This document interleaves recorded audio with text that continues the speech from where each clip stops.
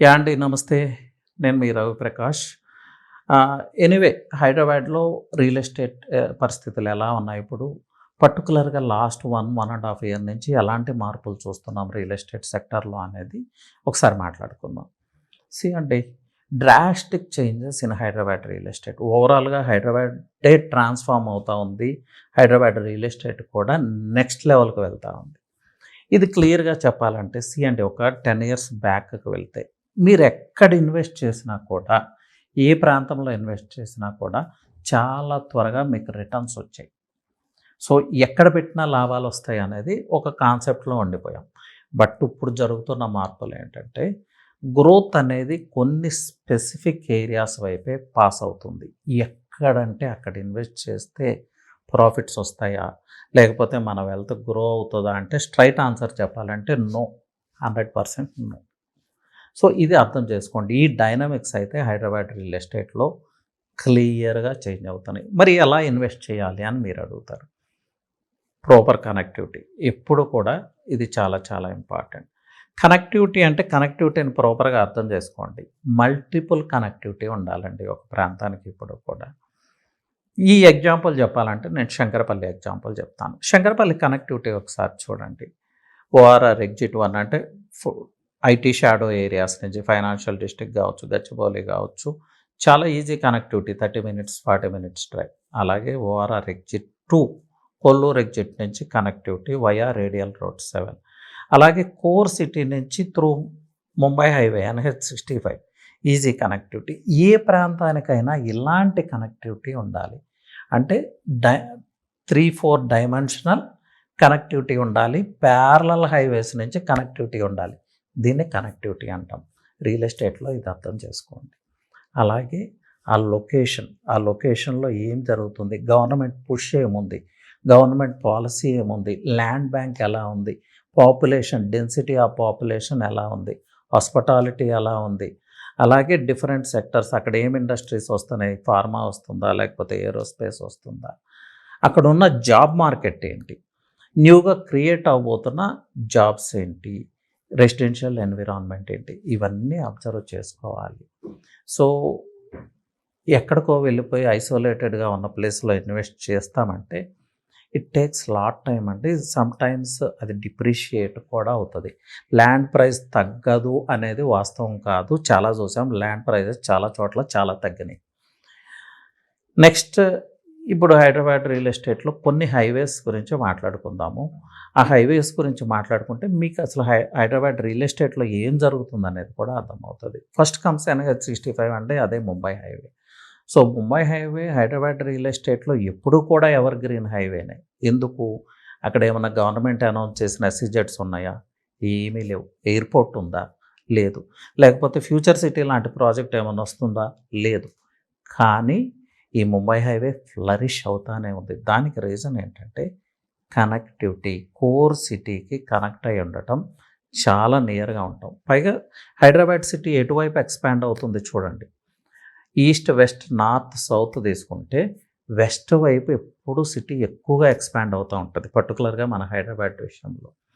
So, న్యాచురల్‌గానే ఈ ముంబై హైవేలో organic growth ఉంటది. అలాగే ఇంకొక ఇంపార్టెంట్ థింగ్ అండి, population and density of population. ఇది చాలా చాలా ఇంపార్టెంట్. సింపుల్ థింగ్ అండి. ఎక్కడ పాపులేషన్ నీడ్స్ ఉంటే అక్కడ రియల్ ఎస్టేట్ నీడ్స్ ఉంటాయి. ఇది అందరూ యాక్సెప్ట్ చేయాల్సిందే. ఇప్పుడు చూద్దాం హైదరాబాద్ పాపులేషన్ ఎక్కడుంది? మెజారిటీ ఆఫ్ ద పాపులేషన్ ఎక్కడుంది? వెస్ట్ జోన్‌లో ఉంది. హెచ్ఎండిఏలో 50% ఆఫ్ ది పాపులేషన్ వెస్ట్ జోన్‌లోనే ఉంది.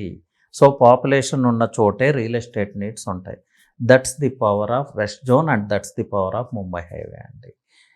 సో, పాపులేషన్ ఎక్కువగా ఉన్న చోట ఏమవుతుందంటే రిటైల్ మార్కెట్స్ ఆ ప్రాంతానికే వస్తాయి. హెల్త్ కేర్ ఆ ప్రాంతానికే వస్తది. ఎంటర్‌టైన్‌మెంట్ ఆ ప్రాంతానికే వస్తాయి. ఎడ్యుకేషనల్ ఇన్‌స్టిట్యూట్స్ కూడా ఆ ప్రాంతానికే వస్తాయి.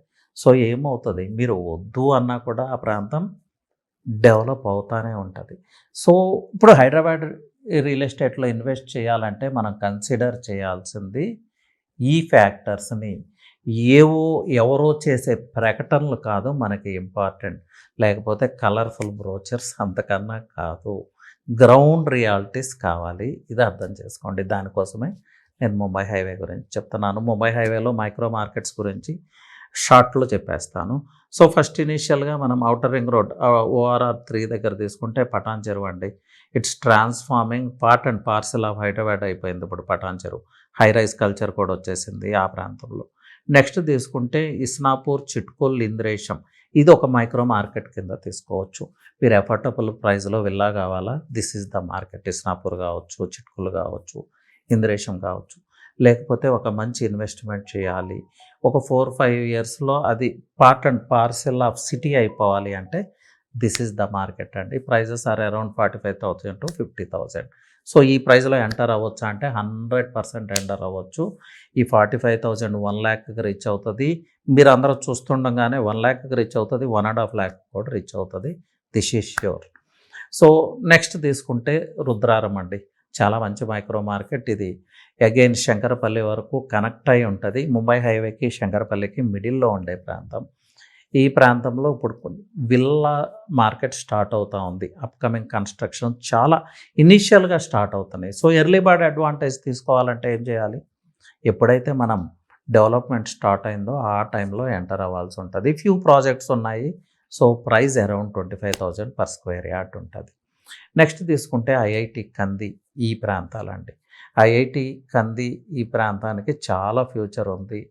ఆల్రెడీ అక్కడ ఐఐటి ఉంది, మీ అందరికీ తెలిసిందే. అలాగే నాందేడ్ హైవే ఇప్పుడు మహారాష్ట్ర వరకు క కనెక్ట్ చేస్తూ ఉంది మహారాష్ట్రని. అలాగే ఇది ఎక్స్‌ప్రెస్ హైవే, ఇండస్ట్రియల్ కారిడార్ కూడా.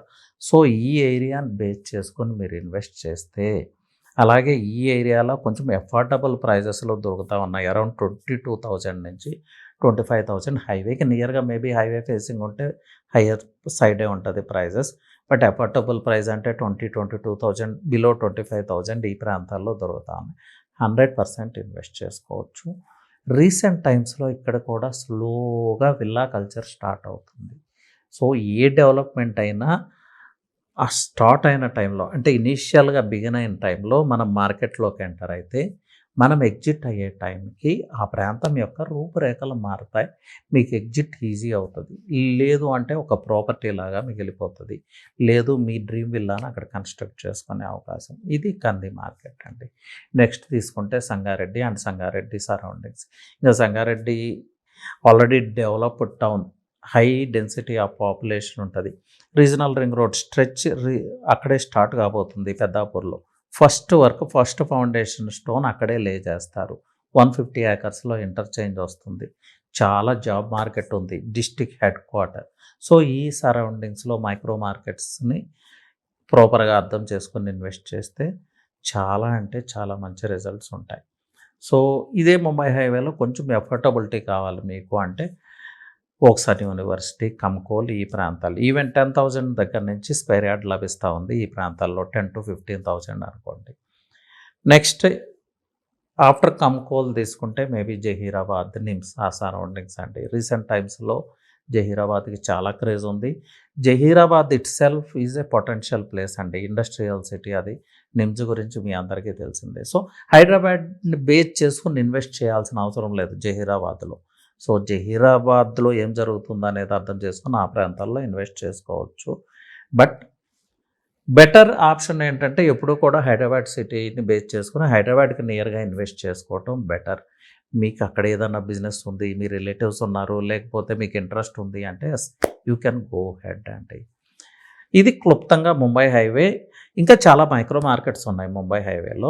నేను జస్ట్ మీకు బేస్ లైన్ ఇచ్చాను అంతే. దీన్ని అర్థం చేసుకోండి. సో, ముంబై హైవేలో ఎలాంటి ఇన్వెస్ట్‌మెంట్ చేయాలన్నా, లేదు అక్కడ ఎలా ఇన్వెస్ట్ చేయాలి, ఏ పారామీటర్స్‌ని దృష్టిలో పెట్టుకొని చేయాలి అనే విషయానికొస్తే I'm there to help you out అండి. మీరు ఎప్పుడైనా కాల్ చేయొచ్చు. నా నెంబర్ వచ్చి 9133728888. Anyway thank you. All the best.